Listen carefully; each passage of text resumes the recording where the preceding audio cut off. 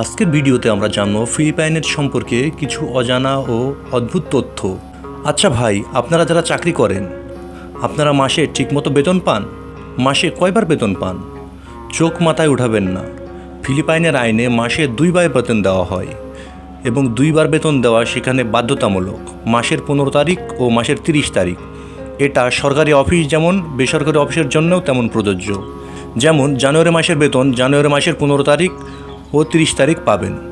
আপনি এটাকে হয়তো হাফ বেতন বা 2 বার বলতে পারেন, কিন্তু মাসে 2 বার বেতনের দিন ভাবতেই তো অঞ্জন দত্তের সেই মাসের প্রথম দিনের গানটা মনে পড়ে যায়। ফিলিপাইনে স্ট্রিট ফুড বা খোলা দোকানের খাবার, চিকেন ফ্রাই, মাছ ফ্রাই, শুকুরের মাংস ফ্রাই, ডাবের পানি বলে বেকো জুস পরিবেশনে একটু অন্যরকমই। অনেক ডাব কেটে বরফ দেওয়া একটি পাত্রে রাখা হয়, সেখান থেকে প্লাস্টিকের 1 টাইম গ্লাসে 5-10 পেসোতে বিক্রি হয়। আবার অনেক দোকানে ডাবের পানি 2-3 রকমের ফ্লেভারেও পাওয়া যায়, যেমন অরেঞ্জ ফ্লেভার বা বানানা ফ্লেভার। তবে সবচেয়ে জনপ্রিয় স্ট্রিট ফুড সিদ্ধ ডিম, কিন্তু যে সমস্ত ডিমের ভেতর বাচ্চা প্রায় হয়ে গিয়েছে সেই ডিমটাই সিদ্ধ করে সস সহ খাওয়া হয়। আপনাদের কি হয়েছে জানি না, কিন্তু আমি শুনেই তলপেট মোচড় দিয়ে উঠেছিল। ফিলিপাইনে এসে গরুর মাংস বা বিফ খুঁজতে যাবেন না। এরা বলে বাঁকা মিট। মোটামুটি খুব কম জায়গাতেই গরুর মাংস পাওয়া যাবে। স্ট্রিট ফুড হিসাবে বিফ ফ্রাই প্রায় পাওয়াই যাবে না, কারণ গরুর মাংসের কেজি বাংলা টাকার 600 থেকে 700 টাকা। সেখানে শুকুরের মাংস এরা বলে বাবুই, বাংলা টাকায় 200 থেকে 250 টাকা।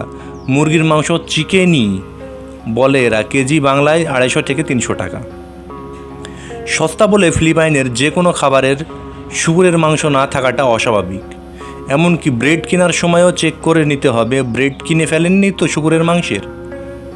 তাই ফিলিপাইনে এসে যেখানেই খাবার অর্ডার দেবেন শুধু জেনে নেবেন শুকুরের মাংস আছে কিনা।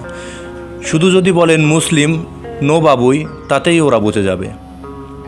ফিলিপাইনের সকল খ্রিস্ট ধর্মীয় ছুটি সরকারি ছুটি, মানে আগে থেকেই ঘোষণা থাকে।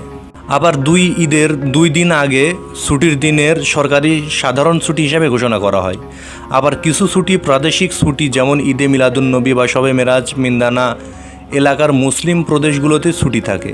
তাই সরকারি ছুটি জানা না থাকলে হঠাৎ পেয়ে যেতে পারেন কোনো প্রাদেশিক ছুটি। কুকুর পোষা ফিলিপাইনদের কাছে একটি ফ্যাশন বলতে পারেন।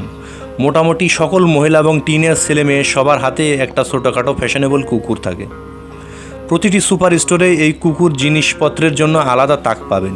কিন্তু মজার ব্যাপার হলো, যখন তারা কুকুরটি পরিবর্তন করতে চান কিন্তু বিক্রি বা চেঞ্জ করতে না পারেন, তখন এটাকে দিয়ে ভুড়িভোজ করেন।